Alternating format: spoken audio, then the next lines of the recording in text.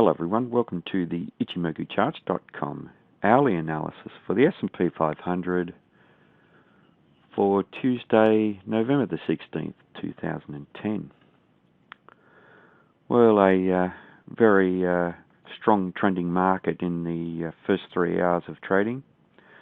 The market established a window in the first hour of trading when it gapped to the downside and took out the support offered around the 1195 region and was trending down very strongly with some very large red-bodied candles for the first 3 hours of the trading today.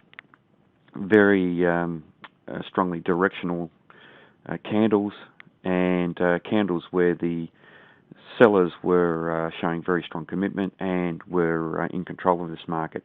However, after that, there were some very indecisive candles and the market found support down around the 1173 region. And we can see that the colours of the bodies of the candles have changed. We have a mixture of the green with the red candles now, and very small bodied candles, certainly not anywhere near the types of candles that we saw for the first 3 hours of trading.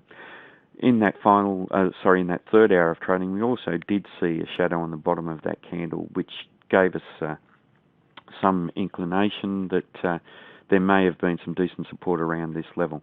And we can see on these final candles the long shadows as the market interacted with this region here, so it was good buying coming in.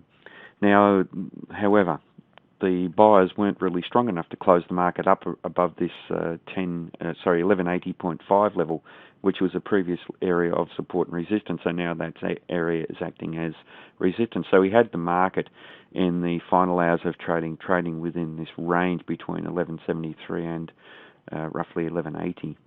So a breakout in either direction from that area will be important for this market. Now, to the downside below here, we have further support down around 1171 roughly, and we do need to watch the market if it tests that region. If we see buyers coming in, then we should perhaps look to the 1180 region being tested again. But to the upside, we also have potential resistance at 1183 and then up to the Tenkan-sen, which is around 1190. Now, just looking at the Ichimoku clouds, we are trading below the cloud once again. So we did break out below the cloud again in the final hour of trading on the previous day, and the market's gone on with that, so it was a good bearish signal.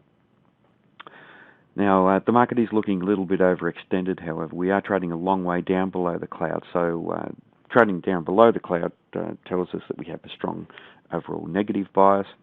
But the market is looking to have some sort of a rest, and there may be a possibility that the market will retrace back up towards that level.